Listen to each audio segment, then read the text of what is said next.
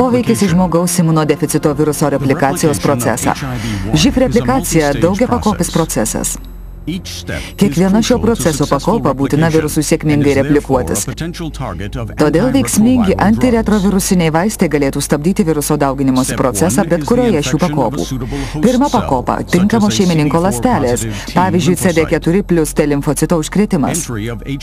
Kad živ galėtų įsiskverbti į ląstelę, reikia tam tikrų ląstelės paviršiuje esančių receptorių, CD4 plus receptorių ir koreceptorių, tokių kaip CCR5 ir CXCR4. Šie receptoriai sąveikauja su viruso apvalkale esančių proteinų kompleksais, kuriuos sudaro du glikoproteinai – viruso išorėje esantis GP120 ir jungiamasis GP41.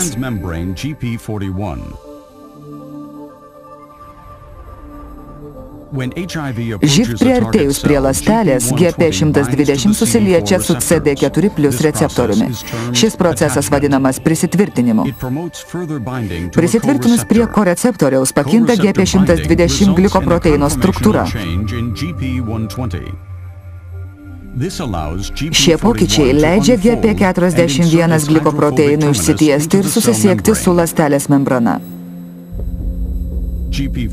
Po to GP41 vėl susivėja ir pritraukia ląstelę prie viruso, tuo būdu palengvindamas membranų susiliejimą.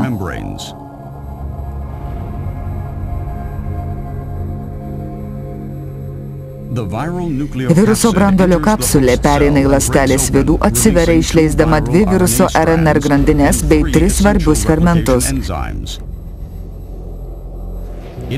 Integrazę, proteazę ir atvirkštinę transkriptazę. Atvirkštinė transkriptazė skatina atvirkštinę viruso RNR transkripciją. Ji turi 2 katalizinės sritis – viruso nukleazės H aktyviąją pusę ir polimerazės aktyviąją pusę. Čia vienos grandinės viruso RNR transkribuojama į RNR-DNR dvigubą spiralę. Viruso H nukleazė nutraukia RNR grandinę. Polimerazė papildo likusią DNR grandinę ir suformuoja dvigubą DNR spiralę. Dabar suaktyvėja integrazė. Ji perskelia DNR galinę dalį iš abiejų pusių ir suformuoja 2 lipnius galus. Integrazė perkelia DNR į ląstelės nukleazę ir palengvina jos integravimą į šeimininko ląstelės genomą.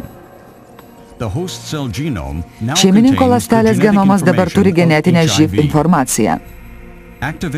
Ląstelės aktyvacija sukelia proviruso DNR transkripciją ir ji virsta informacinę RNR.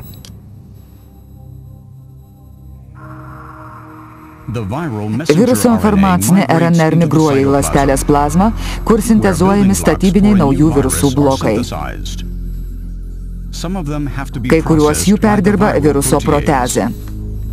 Proteazė suskaldo ilgesnius proteinus į trumpesnius, šerdinius.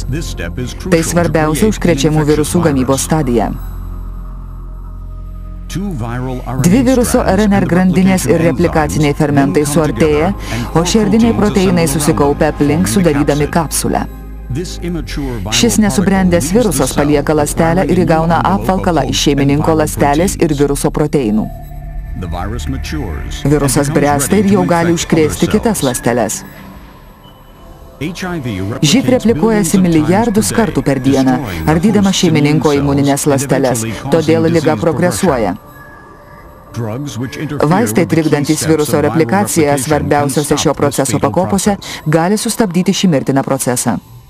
Įsiskverbimą į šeimininko ląstelę galima sustabdyti, pavyzdžiui, susijungimo inhibitoriais.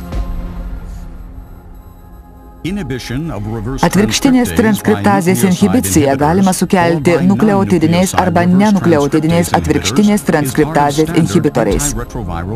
Tai standartinio antiretrovirusinio gydymo dalis. Integrazės poveikį galima blokuoti.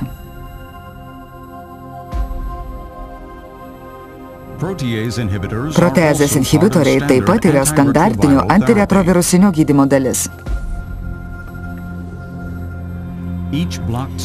Nutraukus viruso replikacijos procesą bet kurioje pakopoje, živ ligą galima kontroliuoti.